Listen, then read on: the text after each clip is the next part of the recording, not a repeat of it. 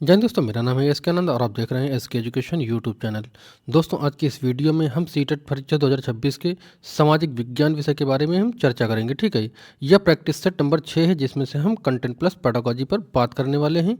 और हमारा टारगेट है आपको एसएसटी में 60 में से 60 अंक दिलाना। तो आपको करना क्या है, वीडियो के लास्ट तक बने रहना है। ठीक है, वीडियो में लास्ट तक बने रहना है और प्रत्येक प्रश्न का आंसर जो है आपको नीचे कमेंट करना है। लास्ट में आप 60 में से कितने अंक पाए हैं सही जवाब नीचे कमेंट करेंगे और वीडियो कैसी लगी आपको वो भी आप बताएंगे। साथ ही सीटेट की अन्य सब्जेक्ट की आपकी प्रीवियस ईयर क्वेश्चन देखने के लिए चैनल को सब्सक्राइब करिए। देखिए, यहाँ पर प्रैक्टिस सेट जो है ये, इसमें जो क्वेश्चन लिए गए हैं वो PYQ है। ठीक है, यानी कि प्रीवियस ईयर क्वेश्चन यहाँ पर इंक्लूड हैं। तो आने की जो नेक्स्ट पेपर आपका होने है उसमें आने की संभावनाएं ज़्यादा से ज़्यादा बनी रहेंगी कि पेपर आपका ये इस वीडियो से काफ़ी प्रश्न उठाए जा सकते हैं। ठीक है, तो अगर सेम क्वेश्चन नहीं उठेगा तो उसका मेथड जरूर उठेगा। ठीक है, तो वीडियो में लास्ट तक बने रहिएगा। तो चलिए देखते हैं आज की वीडियो का पहला प्रश्न। देखिए, ये एसएसटी का 6वां प्रैक्टिस सेट है। इससे पहले 5 प्रैक्टिस सेट एसएसटी के करवाए जा चुके हैं। जैसे कि हर वीडियो में हम पहले आपका हिस्ट्री का पोर्शन लेते हैं। हिस्ट्री के हम कितने प्रश्न, 15 प्रश्न लेते हैं। उसके बाद आपका जियोग्राफी के 15 प्रश्न, फिर उसके बाद सिविक्स पॉलिटी के 15 प्रश्न और अंतिम में पैडागोजी के 15 प्रश्न हम लेते हैं। तो टोटल 60 प्रश्न हो जाते हैं। तो यहाँ पर चलिए हम हिस्ट्री का पोर्शन देखते हैं और पहला प्रश्न है, प्रसिद्ध गायत्री मंत्र का उल्लेख किस वेद में है? तो आपके वेद कितने हैं? टोटल वेद आपके 4 हैं। ठीक है, कौन कौन से? ऋग्वेद, सामवेद, यजुर्वेद और अथर्ववेद। सबसे पुराना कौन सा आपका? ऋग्वेद है। सबसे नया कौन सा है आपका? अथर्ववेद है। गंगा नदी का नाम किस में आया है? तो आपका ऋग्वेद में आया है। ठीक है, और आपका जो सबसे नया है कौन सा है? अथर्ववेद। अथर्ववेद में आपका क्या है? जादू टोना है। ठीक है, और आपका संगीत किस में है? संगीत है सामवेद में। ठीक है, तो ये आपके वेद हैं। यहाँ पूछा गायत्री मंत्र का उल्लेख किसमें है, तो किसमें गायत्री मंत्र का उल्लेख किसमें मिलता है? तो इसका सही जवाब है आपका गायत्री मंत्र का उल्लेख और गंगा नदी दोनों का आपका ऋग्वेद में मिलता है। ऑप्शन ए यहाँ पर करेक्ट हो जाएगा। ठीक है, नेक्स्ट क्वेश्चन, हड़प्पा सभ्यता की लिपि किस प्रकार की थी? तो जो हड़प्पा सभ्यता थी, क्या उसकी लिपि ब्राह्मी थी, खगोष्ठी थी, या फिर भाव चित्रात्मक थी, या फिर देवनागरी लिपि थी? तो हड़प्पा सभ्यता की लिपि पूछे ही सही जवाब इसका क्या होगा? जल्दी जल्दी कमेंट करते रहें। ठीक है, इसका सही जवाब हो जाएगा आपका ऑप्शन सी, भाव चित्रात्मक थी। ठीक है, भाव चित्रा हड़प्पा सभ्यता की जो लिपि थी वो भाव चित्रात्मक थी। ठीक है, जिसको पढ़ा नहीं जा सका था। नेक्स्ट है आपका, अष्टाध्यायी की रचयिता कौन है? तो यहाँ पर क्वेश्चन पूछा है, अष्टाध्यायी जो है उसके रचयिता कौन है? वाल्मीकि हैं, वेद व्यास हैं, पाणिनि हैं, या फिर कालिदास हैं? तो अष्टाध्यायी के लेखक कौन है? यह है पाणिनि, जिसने जो है संस्कृत के सूत्र दिए हैं। ठीक है, संस्कृत के सूत्र दिए हैं पाणिनि ने। ठीक है, नेक्स्ट क्वेश्चन है क्वेश्चन नंबर 4, मौर्य काल में सीता का तात्पर्य क्या होता है? तो सीता का अर्थ पूछा है, मौर्य काल में सीता का अर्थ क्या होता था? तो क्या एक देवी थी ये, या फिर राजकीय भूमि से प्राप्त आय था, या फिर बंजर भूमि को सीता कहा गया, या फिर एक प्रकार की कर को कहा गया? तो सही जवाब क्या है, सीता मौर्य काल में किसको कहा जाता था? क्वेश्चन नंबर 4 का सही जवाब जाएगा एक राजकीय भूमि से प्राप्त आय था ये। एक राजकीय भूमि से प्राप्त आय को सीता कहा जाता था मौर्य काल में। ठीक है, राजकीय भूमि से प्राप्त आय को सीता कहा जाता था।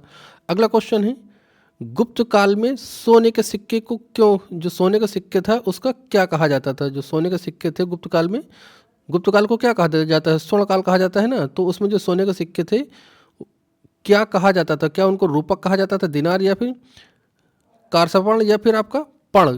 तो इसका सही जवाब क्या जाएगा? सही जवाब जाएगा आपका दिनार। ठीक है, ऑप्शन बी इसका सही जवाब होगा दिनार।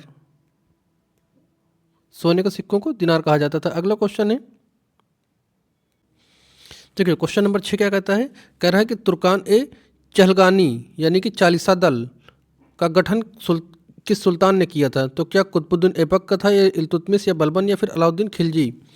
तो ये चालीसा दल क्या है? चालीसा दल के जो संस्थापक थे ये कौन थे? ठीक है, गठन किसने किया था ऐसा पूछा गया। तो सही जवाब हो जाएगा इल्तुतमिश। ठीक है, इल्तुतमिश इसका जो है गठन इसका किया था जो है चहलगानी का। ठीक है, तुर्कान चहलगानी, जिसके तहत रजिया सुल्तान को शासक के पद से हटाया गया था इसी के षड्यंत्र के द्वारा। ठीक है, नेक्स्ट क्वेश्चन, विजयनगर साम्राज्य की स्थापना किसने किया था? तो विजयनगर की स्थापना किसने किया? क्या हरिहर और बुक्का ने किया था, कृष्णदेव राय ने, राम राय ने, या फिर के देवराय द्वितीय ने?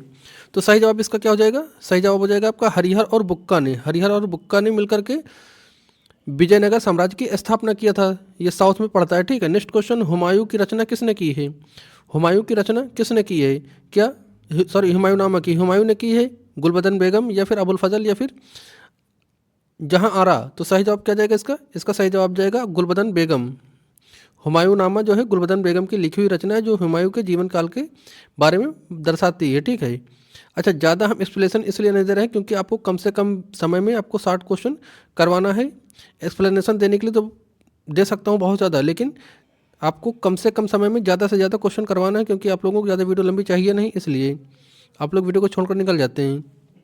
बाकी अगर एक्सप्लेनेशन देखना है तो आपका कक्षा 6 का और 7 का और 8 का, कक्षा 6, 7, 8 की जो आपके एनसीईआरटी नोट्स है, उसकी जो है एनसीईआरटी नोट्स की वीडियो चैनल पर अपलोड है, जाकर आप उसको देख सकते हैं। कक्षा 6 का हिस्ट्री, जियोग्राफी और आपका सिविक्स और पॉलिटी, वैसे ही कक्षा 7 का, कक्षा 8 का, कक्षा 9 का, तीनों चीज़ आपका हिस्ट्री, जियोग्राफी और पॉलिटी, ठीक है, सिविक्स पॉलिटी, सभी का जो है एक एक लेसन करके चैनल पर वीडियो अपलोड है। मतलब एक साथ एक ही वीडियो में तीनों क्लास का आपका एनसीईआरटी बेस्ड नोट्स चैनल पर अपलोड है, जाकर आप देख सकते हैं, ठीक है। यहाँ पर सिर्फ और सिर्फ क्वेश्चन टू क्वेश्चन यानी फैक्ट टू फैक्ट हम चलेंगे। जैसे यहाँ पर पूछा है क्वेश्चन नंबर 9, रैयतवाड़ी व्यवस्था का जनक किसे माना जाता है? तो रैयतवाड़ी व्यवस्था थी, इसका जनक किसको माना जाता है? क्या थॉमस मुनरो और जो कैप्टन रीड को, या फिर लॉर्ड कॉर्नवालिस, या फिर लॉर्ड मैकेंजी, या फिर लॉर्ड डलहौजी? तो रैयतवाड़ी व्यवस्था किसके द्वारा लाई गई थी, या उसके जनक कौन थे? तो इसका जनक थे थॉमस मुनरो और कैप्टन रीड, ठीक है। रैयत वाली व्यवस्था लाई गई थी आपका थॉमस मुनरो और कैप्टन रीड के द्वारा, ठीक है। नेक्स्ट क्वेश्चन, 1857 का विद्रोह भारत का प्रथम स्वतंत्रता संग्राम था, ये किसने कहा था? जो 1857 का क्रांति थी, यह विद्रोह हुआ था। विद्रोह खत्म होने जो खत्म हुई थी, उसके बाद अलग अलग इतिहासकार ने इसको अलग अलग इसका नाम दिया था 1857 के। तो यहाँ पर पूछा है भारत का प्रथम स्वतंत्रता संग्राम किसने कहा था? क्या आरसी मजूमदार ने कहा था, बीडी सावरकर ने, जवाहरलाल नेहरू, या फिर लाला लाजपत राय ने? तो सही जवाब क्या जाएगा यहाँ पर? बीडी सावरकर, यानी कि ऑप्शन बी, बीडी सावरकर का मानना था कि भारत का यह प्रथम स्वतंत्रता संग्राम था। अच्छा, इसमें जो ये बताएं 1857 की जो क्रांति हुई थी, स्टार्ट कहाँ से हुई थी? तो बैरकपुर पश्चिम बंगाल से स्टार्ट हुई थी, मंगल पांडे ने इसको स्टार्ट किया था। अब इसमें से यह भी पूछता है कि 1857 की जो क्रांति थी, ये विद्रोह था, किसने कहाँ से, यानी कि किस जो है राज्य से अपना जो है अधिकार दिखाया था, या फिर किसने कहाँ से नेतृत्व किया था? तो जैसे लखनऊ से बेगम हजरत महल थी, झांसी से रानी लक्ष्मीबाई थी, तात्या टोपे कानपुर से थे, और कुंवर सिंह बिहार से थे। तो इन चीज़ों को भी ध्यान रखिएगा, ठीक है। नेक्स्ट क्वेश्चन है, सत्यशोधक समाज की स्थापना किसने की थी? जो सत्यशोधक समाज था, इसकी स्थापना किसने किया था? बी आर अम्बेडकर ने, ज्योतिबा फुले ने, पेरियार ने, या फिर महात्मा गांधी ने? तो सत्यशोधक समाज की स्थापना किसने किया था? सही जवाब जाएगा ज्योतिबा फुले के द्वारा। ज्योतिबा फुले के द्वारा सत्यशोधक समाज की स्थापना की थी। क्वेश्चन कई बार का रिपीटेड है, यहाँ पर जितने भी क्वेश्चन है सब PYQ यानी कि प्रीवियस ईयर क्वेश्चन है। संभावना है कि क्वेश्चन कुछ ना कुछ दोहराएंगे जरूर। नेक्स्ट है, भारतीय राष्ट्रीय कांग्रेस के किस अधिवेशन में वंदे मातरम पहली बार गाया गया? तो देखिए, भारतीय राष्ट्रीय कांग्रेस की स्थापना सबसे पहले कब होती है जानिए। तो कब हुई थी? 1885 में। कहाँ से हुई थी? मुंबई के एक कॉलेज था, विश्वविद्यालय था, वहीं से मुंबई में इसकी नींव रखी गई, ठीक है। अब यहाँ पर पूछा है किस अधिवेशन में वंदे मातरम गाया गया था? तो 86 के, 1886, 1896, 1905, या फिर 1911? तो वंदे मातरम कब गाया गया था? सही जवाब इसमें क्या हो जाएगा? जल्दी जल्दी कमेंट करें, ठीक है। सही जवाब हो जाएगा आप यहाँ पे 1896 में जो है वंदे मातरम गाया गया था। कब गाया गया? 1896 में, ठीक है, वंदे मातरम गाया गया था। नेक्स्ट क्वेश्चन, महात्मा गांधी ने भारत में पहला अपना सत्याग्रह कहाँ पे किया? तो महात्मा गांधी जब भारत आए, वापस आए, तो उन्होंने पहला अपना सत्याग्रह कहाँ पर किया था? क्या खेड़ा में किया था, अहमदाबाद में किया, चंपारण में किया, फिर बरदौली में किया? तो सही जवाब यहाँ पे क्या जाएगा? सही जवाब जाएगा आपका चंपारण में, ठीक है। कब? चंपारण। चंपारण कहाँ पर है? बिहार में, पटना के बगल आरा पड़ता है, आरा के पास एक जगह है चंपारण, ठीक है। यहीं पर नील के खेती का जो सत्याग्रह हुआ था, नील खेती से संबंधित, उसका जो है पहला सत्याग्रह यहीं से किया था, ठीक है। नेक्स्ट क्वेश्चन है साइमन कमीशन भारत किस वर्ष आया? तो साइमन कमीशन क्या था? ये भारत यहाँ पर पूछा है कि कब आया, क्या 1927 में, 28 में, 29 में या फिर 30 में? तो साइमन कमीशन भारत कब आता है? सही जवाब क्या हो जाएगा आपका? 1928 में साइमन कमीशन भारत आता है, ठीक है, 1928 याद रखिएगा। नेक्स्ट क्वेश्चन, आज़ाद हिंद फौज की स्थापना किसके द्वारा की गई, सॉरी यहाँ पूछा कहाँ की गई थी? आज़ाद हिंद फौज की स्थापना कहाँ की गई थी? तो अच्छा बताएं किसने किया था? तो आज़ाद हिंद फौज की जो स्थापना की वो किसने किया था? सुभाष चंद्र बोस ने किया। किसने? सुभाष चंद्र बोस ने। अब यहाँ पर पूछा है, नाम ना पूछ करके उसने पूछा कि स्थापना की जगह, तो क्या जापान, बर्मा, सिंगापुर या फिर जर्मनी, ठीक है। तो आज़ाद हिंद फौज की जो स्थापना की थी वो सिंगापुर से की थी। आज़ाद हिंद फौज की स्थापना सुभाष चंद्र बोस ने सिंगापुर से की थी, जिसके रेडियो के थ्रू जो है अपने जो है भारत के जो स्वतंत्रता सेनानी थे उनको संदेश दिया था रेडियो के थ्रू पहली बार, ठीक है। तो इस चीज़ को आप याद रखेंगे। नेक्स्ट यहाँ से अब शुरू होता है आपका जियोग्राफी का पोर्शन।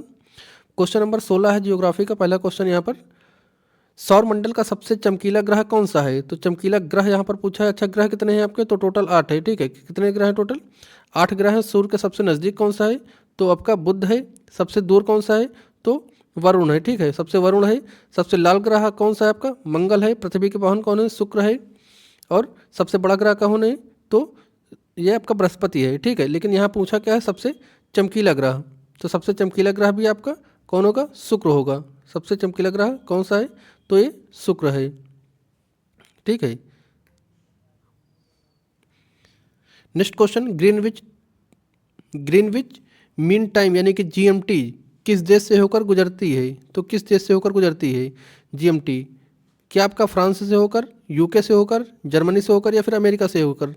तो जीएमटी जो है कहाँ किस देश से गुजरती है आपको ये बताना है। तो सही जवाब क्या हो जाएगा आपका? यूके यानी कि यूनाइटेड किंगडम से होकर गुजरती है ग्रीनविच टाइमलाइन रेखा, ठीक है। अच्छा आप ये बताएं भारत में जीएमटी कितने घंटे आगे है? भारत में जो जीएमटी चलता है वो टाइम जीएमटी से कितने घंटे आगे है? तो 5 घंटे 30 मिनट आगे चलता है, ठीक है। 5 घंटे 30 मिनट समय आगे चलता है। नेक्स्ट क्वेश्चन है वायुमंडल में ओजोन परत की मोटाई मापने की इकाई क्या है? जो वायुमंडल में ओजोन परत की मोटाई नापी जाती है वो किसके द्वारा नापी जाती है? क्या डेसिबल में नापी जाती है, ब्रोसन में नापी जाती है, पास्कल में या फिर मैक्सवेल से? तो सही जवाब इसका क्या हो जाएगा? सही जवाब हो जाएगा इसका डोप्सन, ठीक है। डोप्सन के द्वारा वायुमंडल में ओजोन परत की मोटाई मापी जाती है। अच्छा ये बताएं ओजोन परत किस मंडल में पाई जाती है? ओजोन परत जो होती है वो किस मंडल में पाई जाती है, ठीक है, वो बताना है आपको। नेक्स्ट क्वेश्चन है विश्व की सबसे बड़ी मीठी पानी की झील कौन सी है? तो विश्व की पूछा है। विश्व की क्या कैस्पियन सागर होगी, सुपीरियर होगी या फिर आपका बैकाल होगी या फिर विक्टोरिया झील होगी? तो विश्व की सबसे मीठे पानी की झील आपको ये बताना है, ठीक है। तो सही जवाब क्या जाएगा? सुपीरियर झील। सुपीरियर झील जो है विश्व की सबसे मीठे पानी की झील है, ठीक है। नेक्स्ट क्वेश्चन नंबर 20 कहता है कि भारत और चीन के बीच में कौन सी से जो है सीमा रेखा है? तो भारत और चीन के बीच पूछा क्या डूरंड रेखा है, रेड क्लिफ है, मैकमोहन है या फिर पाक जल संधि है? तो इसका सही जवाब क्या हो जाएगा? इसमें हो जाएगा मैकमोहन रेखा। भारत और चीन के बीच पूछा तो मैकमोहन हो जाएगी। भारत पाकिस्तान के बीच कौन सी है आपकी? रेड क्लिफ है। भारत श्रीलंका के बीच में कौन सी है? पाक जल संधि। भारत श्रीलंका के बीच में पाक संधि है। पाकिस्तान और भारत के बीच में रेड क्लिफ है। मैकमोहन चीन और भारत के बीच में। आप ये बताएं कि डूरंड रेखा किन देशों के बीच की है? नेक्स्ट है नाथुला दर्रा भारत को किस राज्य, जो भारत के किस राज्य में स्थित है? जो आपका नाथुला दर्रा है ये भारत के किस राज्य में है? क्या अरुणाचल प्रदेश में, सिक्किम में, उत्तराखंड में या फिर आपका हिमाचल प्रदेश में? तो सही जवाब क्या जाएगा इसका? फटाफट बताया करें, ठीक है। क्वेश्चन का आंसर नीचे कमेंट लगातार किया करिए, ठीक है। तो ये सिक्किम में, नाथुला दर्रा कहाँ पर है? ये सिक्किम में स्थित है, सिक्किम राज्य में, ठीक है। नेक्स्ट क्वेश्चन है किस नदी को दक्षिण गंगा या वृद्ध गंगा के नाम से जाना जाता है? तो कौन सी नदी है जिसको वृद्ध गंगा के नाम से या दक्षिण की गंगा के नाम से जाना जाता है? तो क्या कृष्णी है, कृष्णा, कावेरी, गोदावरी या फिर आपका नर्मदा? तो सही जवाब इसमें क्या हो जाएगा? सही जवाब हो जाएगा आपका गोदावरी को। गोदावरी को दक्षिण की गंगा कहा जाता है या फिर वृद्ध गंगा के नाम से गोदावरी नदी को जाना जाता है। अच्छा आप ये बताएं कि एस्चुरी कौन सा नदी बनाती है इसमें? तो एस्चुरी कौन सी नदी बनाती है? ये नर्मदा नदी एस्चुरी बनाती है, ठीक है। नेक्स्ट क्वेश्चन है भारत में सबसे पुरानी तेल रिफाइनरी कहाँ पर स्थित है? तो तेल रिफाइनरी जो भारत में स्थित है क्या डिगबोई असम में या फिर बरौनी में या फिर जामनगर या फिर मुंबई हाई में स्थित है। तो भारत के सबसे पुराने तेल रिफाइनरी पूछा है कहाँ पर स्थित है। सही जवाब क्या जाएगा आपका डिगबोई असम। ठीक है, ऑप्शन ए इसमें सही हो जाएगा। डिगबोई असम में सबसे पुरानी तेल रिफाइनरी है। देखिए वीडियो को देख तो जरूर रहे, अगर पसंद आए तो इसको लाइक और शेयर जरूर करिएगा। ठीक है, और इस वीडियो के बारे में अपनी राय कमेंट जरूर करिएगा। ठीक है, यहाँ पर 24 नंबर प्रश्न है। 24 नंबर प्रश्न कहता है कि नीली क्रांति जो है यानी कि नीली क्रांति का संबंध किससे है। तो क्या दुर्ग उत्पादन से है, मत्स्य उत्पादन तिलहन से, या फिर नील की खेती से उत्पादन, नील की खेती से संबंधित है। तो जो नील क्रांति है ये किससे संबंधित है, इसको क्वेश्चन का आंसर क्या जाएगा। सही जवाब जाएगा इसका मत्स्य उत्पादन से। ठीक है, मछली पालन से ये संबंधित है। ये दुर्ग उत्पादन सफ़ेद क्रांति है। तिलहन का किससे संबंधित है, तो तिलहन ये पीली क्रांति तिलहन से संबंधित है। ठीक है, सफ़ेद ये श्वेत क्रांति दुर्ग से, नीली क्रांति मछली से, और पीली क्रांति तिलहन से। ठीक है, अब ये बताएं नील की खेती किससे संबंधित है। नेक्स्ट है आपका भारत का एकमात्र तैरता हुआ राष्ट्रीय उद्यान। हमने पिछले प्रश्न में इस बारे पिछली जो वीडियो थे जो है प्रैक्टिस सेट, उसमें हमने इसके बारे में बात की थी। ठीक है, जिसने आपका प्रैक्टिस सेट नंबर 5 देखा होगा, जिसने प्रैक्टिस सेट नंबर 5 देखा होगा वो उसमें हमने पूछा था कि भारत का एकमात्र तैरता हुआ राष्ट्रीय उद्यान कौन सा है। केबुल लामजाओ है। ठीक है, नाम याद रखिएगा कौन सा, केबुल लामजाओ किस झील पर स्थित है। तो क्या चिल्का झील, लोकटक झील मणिपुर, या फिर डल झील, या फिर आपका क्वेश्चन का जो चौथा आंसर है बुलर झील। तो केबुल लामजाओ तैरता हुआ इकलौता भारत का राष्ट्रीय उद्यान किस झील पर स्थित है। ठीक है, तो हो जाएगा आपका लोकटक झील, जो कहाँ स्थित है, मणिपुर में। लोकटक झील मणिपुर में स्थित है। इस पर क्या है, दुनिया का भारत का पहला तैरता हुआ राष्ट्रीय उद्यान है। भारत का पहला राष्ट्रीय उद्यान तैरता हुआ कहाँ पर है, ये लोकटक झील मणिपुर में स्थित है। नेक्स्ट है वायुमंडल की किस परत में मौसम संबंधी घटनाएं जैसे आंधी बादल वर्षा होती है। ठीक है, तो ये किस में होती है, क्या आपका समताप मंडल में होती है, क्षोभ मंडल में होती है, मध्य मंडल में होती है, फिर आयन मंडल में होती है। तो सही जवाब क्या जाएगा इसका, सही जवाब जाएगा आपका मौसम संबंधी घटनाएं कहाँ पर होती हैं, क्षोभ मंडल में होती हैं। कहाँ पर, क्षोभ मंडल में। ठीक है, मौसम संबंधी घटनाएं कहाँ पर घटित होती हैं, किस मंडल में, क्षोभ मंडल में। अगला है आपका भूमध्य सागरीय वनस्पति किसके लिए प्रसिद्ध है। तो क्या खट्टे फल के लिए, खेती के लिए प्रसिद्ध है, मसालों के लिए, फिर चाय के लिए, फिर रबर के लिए।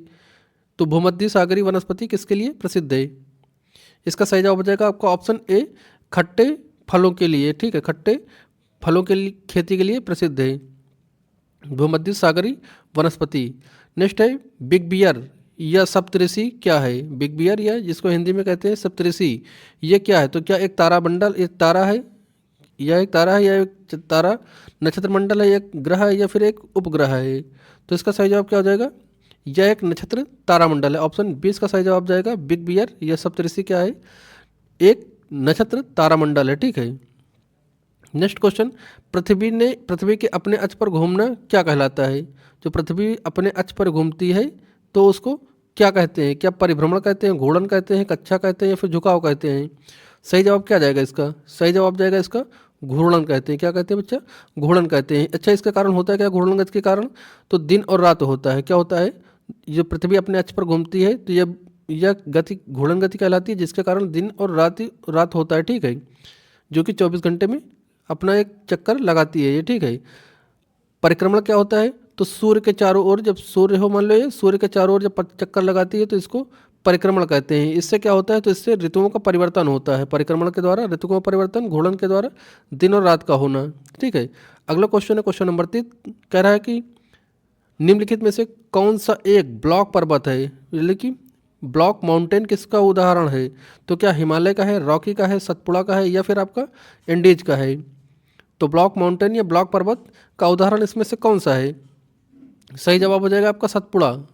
कौन सा, सतपुड़ा पर्वत है। ठीक है, अच्छा, साउथ की सबसे ऊंची पर्वत श्रृंखला कौन सी है, साउथ की सबसे ऊंची पर्वत श्रृंखला कौन सी है, कमेंट करिए। ठीक है, यहाँ से भाग 3 शुरू होता है जिसमें सिविक्स और पॉलिटी हम लेके चलेंगे यहाँ से। ठीक है, सिविक्स और पॉलिटी दोनों पूछा है। भारतीय संविधान का अंगीकृत किया गया था, जो भारतीय संविधान अंगीकृत कब किया गया था।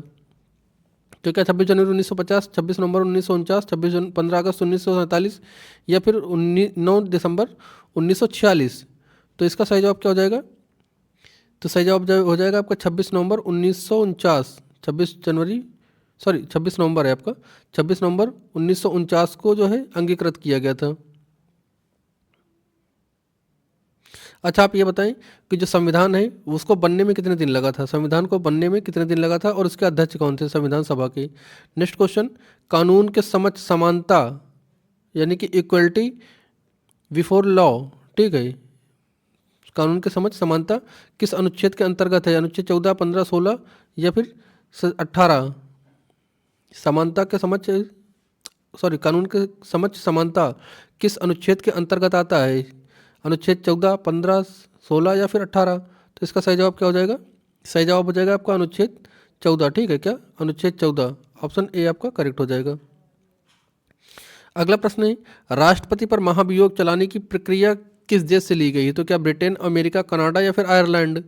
तो राष्ट्रपति पर महाभियोग चलाने की प्रक्रिया कहाँ से ली गई है, ठीक है, ये क्वेश्चन आपको बताना है। तो सही जवाब हो जाएगा अमेरिका से, कहाँ से, अमेरिका से ली गई है, राष्ट्रपति पर महाभियोग चलाने की प्रक्रिया अमेरिका से ली गई है। नेक्स्ट है, संसद का उच्च सदन किसे कहा जाता है, जो संसद का सदन उच्च सदन है किसको कहा जाता है, आपका लोकसभा को, राज्यसभा को या फिर आपका विधानसभा को या फिर आपका विधान परिषद को। तो जो उच्च सदन है वो कौन सा है, तो सही जवाब हो जाएगा वो जो है राज्यसभा, क्यों सा, राज्यसभा, ठीक है, संसद का उच्च सदन राज्यसभा है। नेक्स्ट क्वेश्चन है 35 नंबर कह रहा है कि भारत के मुख्य न्यायाधीश की नियुक्ति कौन करता है। तो भारत का जो मुख्य न्यायाधीश होता है उसकी नियुक्ति कौन करता है, प्रधानमंत्री, कानून मंत्री, रक्षा मंत्री या फिर लोकसभा अध्यक्ष। सही जवाब हो जाएगा आपका राष्ट्रपति करेगा, ठीक है, राष्ट्रपति जो है मुख्य न्यायाधीश की नियुक्त करता है। अच्छा, राष्ट्रपति को शपथ कौन दिलाता है, तो यही मुख्य न्यायाधीश इसको शपथ दिलाता है राष्ट्रपति को, ठीक है। नेक्स्ट क्वेश्चन, पंचायती राज दिवस कब मनाया जाता है, पंचायती राज दिवस कब मनाया जाता है, 2 अक्टूबर, 24 अप्रैल, 15 अगस्त या फिर 26 जनवरी। तो पंचायती राज दिवस कब मनाया जाता है, सही जवाब है आपका 24 अप्रैल, 24 अप्रैल को पंचायती राज दिवस मनाया जाता है, ठीक है। अच्छा, पंचायती राज व्यवस्था किस अनुच्छेद में है, तो अनुच्छेद 73 में, किस में, 73 में, ठीक है, अनुच्छेद 73। नेक्स्ट क्वेश्चन है, पंचायती राज 24 अप्रैल को मनाया जाता है। अगला क्वेश्चन, संविधान की किस अनुसूची में 22 भाषाओं का उल्लेख है, यानी कि भारत की 22 भाषाओं का उल्लेख किस अनुसूची में, 7वीं, 8वीं, 9वीं या 10वीं। सही जवाब क्या जाएगा, सही जवाब क्या जाएगा, भारतीय संविधान की जो 22 भाषाओं के बारे में बताया गया किस अनुसूची में बताया गया, तो सही जवाब है 8वीं अनुसूची में, किसमें, 8वीं अनुसूची में 22 भाषाओं का उल्लेख किया गया है, कौन सी सूची, 8वीं अनुसूची में। अच्छा, आप ये बताएं कि जो शिक्षा है, शिक्षा किस अनुसूची में, समवर्ती या राज्य। नेक्स्ट क्वेश्चन है क्वेश्चन नंबर 38 कह रहा है कि राज्य के गवर्नर यानी कि राज्यपाल, राज्य का गवर्नर यानी कि राज्यपाल की नियुक्ति कौन करता है, तो क्या मुख्यमंत्री करता है, प्रधानमंत्री करता है, राष्ट्रपति करता है, फिर मुख्य न्यायाधीश करता है। तो जो किसी राज्य के राज्यपाल की नियुक्ति करता है वो कौन होता है, कौन करता है, तो सही जवाब है इसमें राष्ट्रपति। राष्ट्रपति जो है किसी राज्य के राज्यपाल की नियुक्ति करता है। और जो यहाँ पर सीएम को शपथ कौन दिलाएगा, सीएम को शपथ तो किसी भी दल का जो बहुमत का नेता चुना जाता है वो अपना जो है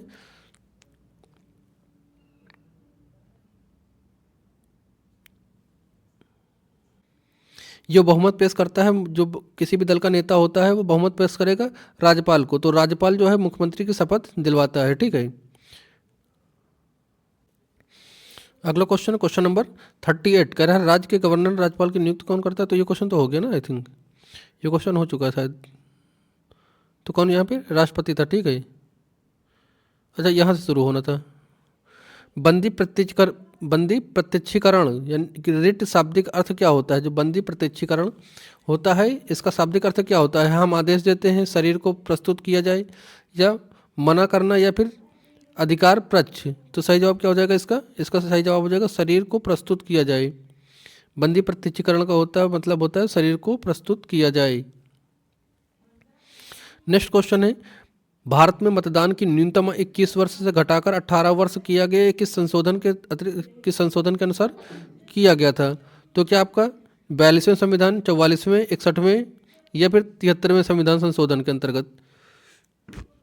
तो किस संविधान संशोधन के अंतर्गत वोट देने का जो अधिकार है 21 वर्ष से 18 वर्ष कर दिया गया? तो सही जवाब क्या हो जाएगा? 61वां संविधान संशोधन 1989। ठीक है, 61वां संविधान संशोधन 1989। अच्छा, एक चीज़ ध्यान रखिएगा, जब इस तरह की कोई डेटें हैं जहाँ पर स्पेशल चीज़ें दिखाई जाएं, ठीक है, तो वो विकल्प लगभग सही माना जाता है। और सीटेट में हमेशा बी या सी थोड़ा सा ज़्यादा चलता है अगर तुक्का लगाएंगे तो। नेक्स्ट है, धर्मनिरपेक्षता का अर्थ क्या है? धर्मनिरपेक्षता का अर्थ क्या है? क्या धर्म का प्रचार करना, धर्म धर्म और राजनीति को मिलाना, या फिर राज्य द्वारा किसी भी धर्म को बढ़ावा न देना और सभी धर्मों का समान सम्मान करना, या फिर धार्मिक शिक्षा अनिवार्य करना? तो ये कटेगा, ये कटेगा, ये कटेगा, आपका ऑप्शन सी आपका करेक्ट हो जाएगा। धर्मनिरपेक्षता का मतलब है राज्य द्वारा या किसी देश के द्वारा धर्म को बढ़ावा न देना और सभी धर्मों का सम्मान करना, सभी धर्मों को इक्वल मानना। ठीक है, धर्मनिरपेक्षता ये कहलाता है। नेक्स्ट, सरकार के 3 अंग कौन से होते हैं? जो सरकार के 3 अंग हैं वो कौन कौन से हैं? क्या विधायिका, कार्यपालिका और न्यायपालिका, या फिर विधायिका, कार्यपालिका और मीडिया, या फिर विधायिका, पुलिस और सेना, या फिर लोकसभा, राज्यसभा, राष्ट्रपति? तो सरकार के 3 अंग यहाँ पर पूछा गया है। ठीक है, तो इसका सही जवाब हो जाएगा आपका विधायिका, कार्यपालिका और न्यायपालिका। ये सरकार के 3 अंग होते हैं। ऑप्शन ए इसका करेक्ट हो जाएगा। ठीक है बेटा। नेक्स्ट क्वेश्चन है, बाल श्रम निषेध, बाल श्रम निषेध किस अनुच्छेद में वर्णित है? तो क्या आपका अनुच्छेद 21 में, 23, 24, 25? तो बाल श्रम निषेध किस में, किस आर्टिकल में है? ठीक है, इसका सही जवाब क्या जाएगा? अनुच्छेद 24 में, अनुच्छेद 24 में है। ठीक है, बाल श्रम निषेध यानी कि बच्चों से आप काम नहीं करवाएंगे, जो 14 साल से कम आयु के बच्चे हैं उनसे आप काम नहीं करवाएंगे, अनुच्छेद 24 में है। ठीक है। नेक्स्ट क्वेश्चन है, जनगण मन को राष्ट्रगान के रूप में कब स्वीकार किया गया? कब स्वीकार किया? क्या 24 जनवरी 1950, 26 जनवरी 1950, 15 अगस्त 1947, या फिर 26 नवंबर 1949? जनगण मन को राष्ट्रगान के रूप में कब स्वीकार किया गया? सही जवाब हो जाएगा आपका ऑप्शन ए, 24 जनवरी 1950 को। ठीक है। अच्छा, किस अधिवेशन में गाया गया था? कांग्रेस के किस अधिवेशन में ये कब गाया गया था, इसको बताएं। जनगण मन कांग्रेस के किस अधिवेशन में गाया गया था? नेक्स्ट क्वेश्चन, निम्नलिखित में से कौन सा एक मौलिक अधिकार नहीं है? तो क्या समानता का अधिकार नहीं, स्वतंत्रता का अधिकार नहीं, संपत्ति का अधिकार, या फिर शोषण के विरुद्ध अधिकार? तो देखिए यहाँ पर कौन सा अधिकार अब नहीं बचा है, मौलिक अधिकार इसमें से कौन सा नहीं है? तो इसका सही जवाब हो जाएगा ऑप्शन सी यहाँ पर हो जाएगा। अब संपत्ति का अधिकार आपका नहीं है, संपत्ति का अधिकार खत्म कर दिया गया है। ठीक है। अब आप ये बताएं कौन से संविधान संशोधन के अंतर्गत इसको खत्म किया गया है, संपत्ति का अधिकार? देखिए अब यहाँ से शुरू होती है आपकी पैडागॉजी, भाग 4 पैडागॉजी यहाँ से स्टार्ट होती है आपकी। पहला क्वेश्चन है, सामाजिक विज्ञान में, सामाजिक विज्ञान शिक्षण में सहसंबंध का अर्थ क्या होता है?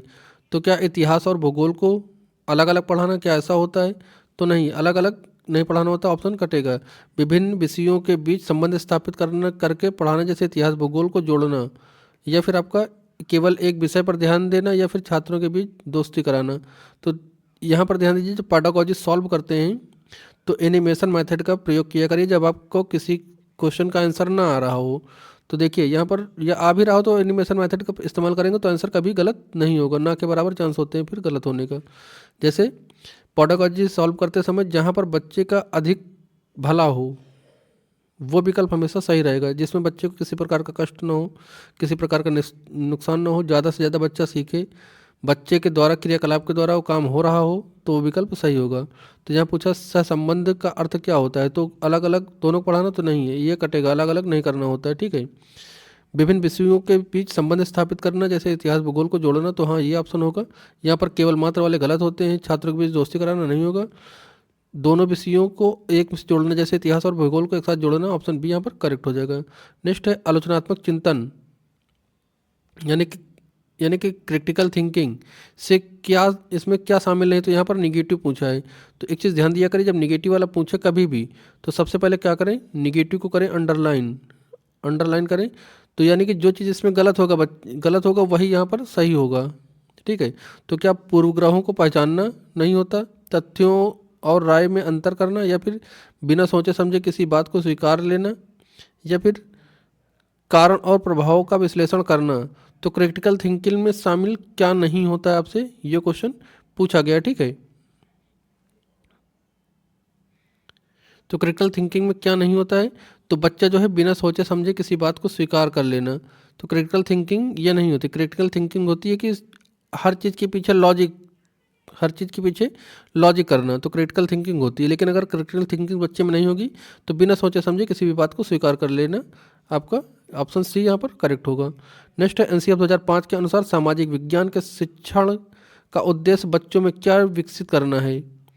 तो एनसीएफ 2005 जो है आपका नेशनल करिकुलम फ्रेमवर्क, राष्ट्रीय शिक्षा फ्रेमवर्क जो है नेशनल करिकुलम फ्रेमवर्क, तो इसमें विज्ञान के शिक्षण में बच्चों में क्या विकसित करना है। क्या बच्चों में राष्ट्र की अंधभक्ति तो नहीं, सामाजिक और राजनीतिक वास्तविक विश्लेषण करने की क्षमता, तो हाँ ये होगा, ठीक है। सामाजिक विज्ञान पढ़ाने का जो शिक्षण का तात्पर्य होता है, ये मतलब होता है सामाजिक राजनीतिक वास्तविकताओं पर विश्लेषण करने की क्षमता जागृत करना होता है। सरकारी कामकाज का प्रशंसा करना नहीं, केवल परीक्षा पास करना नहीं। तो जहाँ पर केवल मात्र वाले हैं तो वो भी आपका निगेटिव होता है। कंठस्थ रटना, परीक्षा प्रणाली, मानक और अधिक से अधिक अभ्यास, गृह कार्य, सभी आपके निगेटिव टैग वर्ड्स होते हैं, तो उन पर सीधा आप कट करिए उनको। नेक्स्ट क्वेश्चन कह रहा है कि कक्षा में लैंगिक संवेदनशीलता को बढ़ावा देने के लिए एक शिक्षक को क्या करना चाहिए। जो लैंगिक संवेदनशीलता को बढ़ावा देना, ठीक है, शिक्षक को क्या करना चाहिए। लड़के और लड़कियों के लिए अलग अलग नियम बनाना, तो क्या इससे कुछ होगा, नहीं होगा ना। तो यहाँ पर ऑप्शन ये कटेगा, क्या होगा, ऑप्शन कटेगा। लड़के लड़कियों का अगर आप अलग करेंगे तो संवेदनशीलता कहाँ बढ़ावा दे रहे हैं आप। लड़कियों को केवल कोमल कार्यों के लिए प्रोत्साहित करना, तो ये गलत होगा। लड़कियों को केवल करेंगे क्यों, क्योंकि क्यों करेंगे, ऑप्शन गलत होगा। ऑप्शन सी कह रहा है लैंगिक रूढ़ियों पर चर्चा करना और समानता के लिए उदाहरण प्रस्तुत करना, तो आप इस ऑप्शन के साथ जाएंगे। लैंगिक रूढ़ियों पर आप चर्चा करिए, समानता के उदाहरण प्रस्तुत करिए, यानी कि मेल को घर के काम के दिखाई, जो महिलाएं काम करती हैं अक्सर उनको बताइए कि पुरुष करेंगे, और पुरुष वाले काम महिलाओं को सौंपिए। तो इस तरह की चीज़ों का उदाहरण दीजिए और इन पर चर्चा कीजिए, यानी ऑप्शन सी आपका सही हो जाएगा, ठीक है। यहाँ पे लैंगिक संवेदनशीलता को बढ़ावा देने के लिए ऑप्शन सी आपका सही जवाब हो जाएगा। अगला क्वेश्चन, एक अच्छे परीक्षण यानी कि टेस्ट की कौन सी विशेषता नहीं है।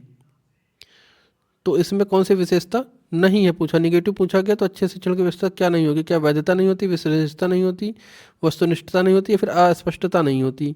तो सही जवाब इसमें क्या जाएगा, जाहिर सी बात है सही जवाब जाएगा ऑप्शन डी, क्योंकि अस्पष्टता नहीं होनी चाहिए। एक परीक्षण में जो अच्छा परीक्षण होगा उसमें अस्पष्टता कभी नहीं हो सकती, उसमें वैधता होगी, विश्वसनीयता होगी और वस्तुनिष्ठता होगी। तो ऑप्शन तीनों आपके सही रहते हैं। अगर यहाँ पूछता है यहाँ पे नहीं, ठीक है, तो इसका जवाब यहाँ पे सही हो जाएगा, ठीक है। यहाँ पे कौन सा जवाब सही हो जाएगा, आपका ऑप्शन डी सही हो जाएगा, ठीक है। अगला प्रश्न है, सामाजिक विज्ञान में क्षेत्र भ्रमण का मुख्य उद्देश्य क्या करना चाहिए, क्या होता है।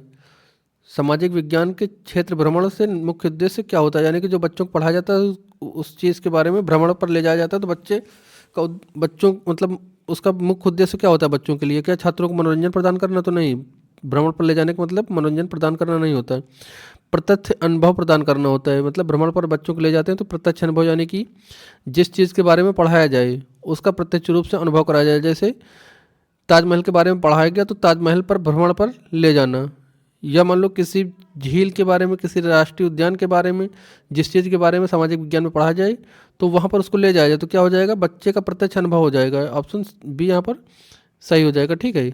नेक्स्ट क्वेश्चन है, परियोजना कार्य में सबसे महत्वपूर्ण लाभ क्या है। तो क्या बच्चे करके सीखते हैं, या शिक्षक को आराम मिलता है, या कक्षा को सजाता है, या फिर यह बहुत महंगा होता है। तो बहुत महंगा नहीं होता, कक्षा को सजाता नहीं, आराम नहीं मिलता, बच्चे करके सीखते हैं, ठीक है। ऑप्शन ए यहाँ पर करेक्ट हो जाएगा।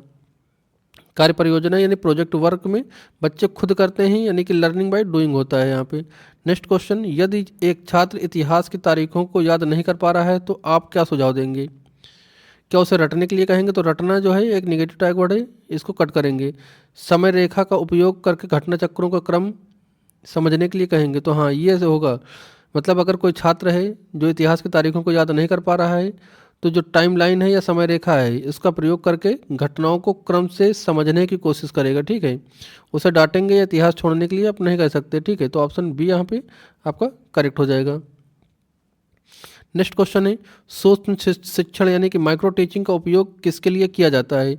तो क्या छात्रों को पढ़ाने के लिए किया जाता है, छात्र अध्यापकों में शिक्षण कौशल विकसित करने के लिए, या फिर आपका ऑप्शन सी कह रहा है छोटे बच्चों को पढ़ाने के लिए या फिर विज्ञान पढ़ने के लिए। तो जो सूक्ष्म शिक्षण होता है विज्ञान या बच्चों को पढ़ाने के लिए नहीं होता या छात्रों को पढ़ने के लिए नहीं होता, बल्कि छात्र अध्यापक में शिक्षण कौशल को विकसित करने के लिए सूक्ष्म शिक्षण होता है। ठीक है। क्वेश्चन नंबर 55 पे कह रहा है सामाजिक विज्ञान की कक्षा में वाद विवाद का आयोजन क्यों किया जाता है। जो वाद विवाद होता है, वाद विवाद करवाया जाता है जिसमें जितने भी बच्चे होते हैं एक क्लास में, डिबेट जिसको कहते हो, तो एक साइड एक पार्ट मतलब कुछ बच्चे होते हैं, एक साइड कुछ बच्चे होते हैं, तो इनके बीच में किसी बात पर या किसी मुद्दे पर वाद विवाद करवाया जाता है। तो उसका मतलब क्या होता है, क्यों करवाया जाता है, तो कक्षा में शोर मचाने के लिए। तो क्या ऐसा होता है, या फिर आपका ऑप्शन बी कह रहा है कि छात्रों में तर्कपूर्ण ढंग से अपनी बात रखने और दूसरे के विचार को सुनने का कौशल विकसित होता है, या फिर छात्रों में आपस लड़ाने के लिए या फिर समय पास करने के लिए।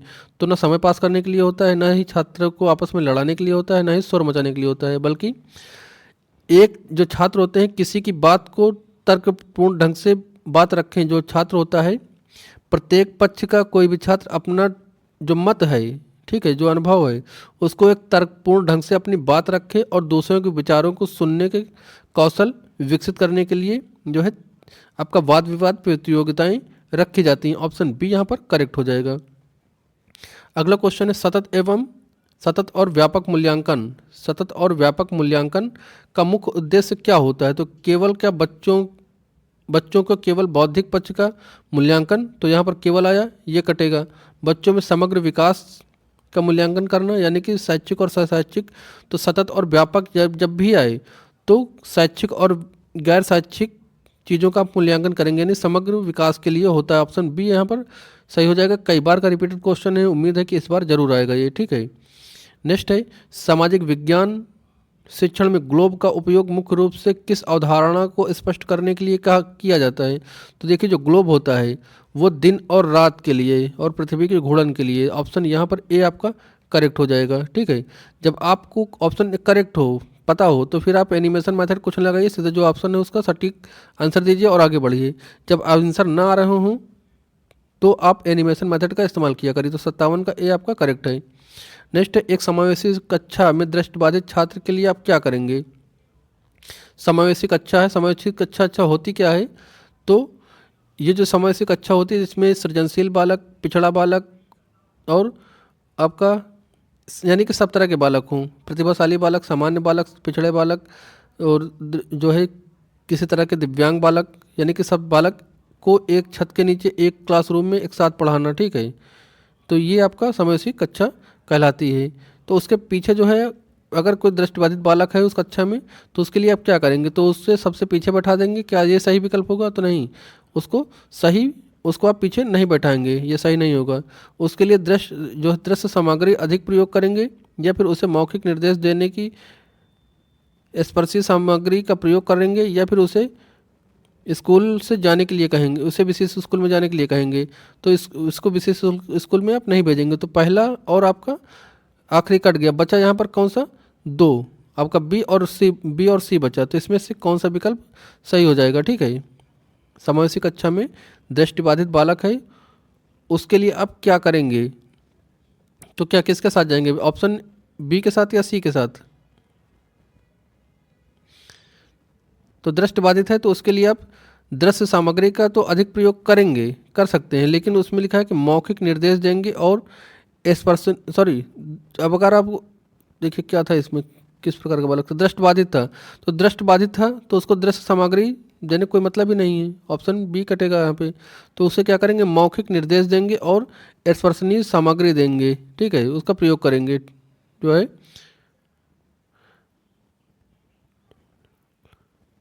यानी कि जब बच्चे को आंख से दिख नहीं रहा है तो स्पर्श करने वाली सामग्री उसको देंगे, और जो है मौखिक यानी कि बोल करके निर्देश देंगे और स्पर्श करने वाली सामग्री के थ्रू उसको पढ़ाएंगे। ठीक है। नेक्स्ट क्वेश्चन होता है संसाधन पढ़ाते समय, ये संसाधन यानी रिसोर्सेज को पढ़ाते समय शिक्षक को किस पर जोर देना चाहिए। क्या संसाधनों के अंधाधुंध उपयोग पर, या फिर संसाधन के संरक्षण और सतत पोषणीय विकास पर, या फिर संसाधन को नष्ट करने पर, या फिर केवल खनिज पर। तो केवल वाला तो वैसे भी कट जाता है, तो ये भी नहीं होगा। संसाधन को नष्ट करने पर भी आप नहीं देंगे अपना। और क्या संसाधन के अंधाधुंध प्रयोग पर देंगे या फिर आपके संसाधन के संरक्षण और पोषणीय विकास पर बल देंगे, ठीक है, किस पर जोर देंगे आप। तो ये भी आपको कटेगा क्योंकि अंधाधुंध उपयोग पर नहीं, आप इस पर संरक्षण पर देंगे, संसाधनों के संरक्षण और सतत पोषणीय विकास पर अधिक जोर देंगे। ऑप्शन बी यहाँ पर करेक्ट हो जाएगा। नेक्स्ट है लोकतंत्र की विशेषता क्या होती है। तो लोकतंत्र की जो विशेषता होती है वो क्या होती है, ठीक है। क्या शिक्षक का पूर्ण नियंत्रण होता है, छात्रों को प्रश्न पूछने की आज़ादी होती है और विचारों का सम्मान होता है, या फिर केवल होनहार छात्र का महत्व होता है, या फिर आपका ऑप्शन डी कह रहा है कड़ा अनुशासन होता है। तो लोकतंत्र जो कक्षा होगी उसमें क्या विशेषता होगी, तो कड़ा अनुशासन होना जरूरी नहीं, होनहार छात्रों को महत्व देना आवश्यक नहीं है कि आप होनहार छात्रों को ही महत्व देंगे। शिक्षा का पूर्ण नियंत्रण का होना भी जरूरी नहीं है, यहाँ पे जरूरी है छात्रों को प्रश्न पूछने की आज़ादी हो और उनके विचारों का सम्मान हो, यानी कोई भी छात्र अपने टीचर से किसी भी प्रश्न को पूछ सकता है, उसको पूरी तरह से आज़ादी हो और अपने जो उसके विचार हो, यानी आप बच्चे से कुछ भी पूछ रहे हो तो जो भी विचार साझा कर रहा हो, अनुभव साझा कर रहा हो, तो उनके विचारों का आप सम्मान करेंगे, यानी ऑप्शन बी यहाँ पर करेक्ट होगा, ठीक है। तो ये थे आपके एसएसटी के टोटल 60 प्रश्न। कितने टोटल 60 प्रश्न थे। अब आप ये बताएं कि 60 प्रश्नों में से आपने कितने सही उत्तर दिए हैं, ठीक है, उस चीज़ को आप कमेंट करें। वीडियो आपको कैसे लगी आप ये भी बताएंगे। वीडियो अगर पसंद आई हो तो इसको लाइक व शेयर करिएगा और अन्य प्रैक्टिस सेशन में भाग लेने के लिए चैनल को सब्सक्राइब कर लीजिए, ठीक है। क्योंकि यहाँ पर एसएसटी के साथ साथ अन्य सब्जेक्टों के भी प्रीवियस ईयर क्वेश्चन और प्रैक्टिस सेट लगातार दिए जा रहे हैं। हर सब्जेक्ट की थ्योरी बताई गई है आपको। तो अगर आप लॉन्ग वीडियो देखना चाहते हैं मैराथन की, तो आपकी सीडीपी की हो गई, हिंदी की हो गई, एसएसटी की हो गई, सब एनसीईआरटी बेस्ड पूरे point to point fact to fact notes upload हैं चैनल पर, जाकर आप देख सकते हैं, ठीक है। तो मिलते हैं नेक्स्ट वीडियो के साथ, नेक्स्ट प्रैक्टिस सेट के साथ। तब तक के लिए जय हिंद।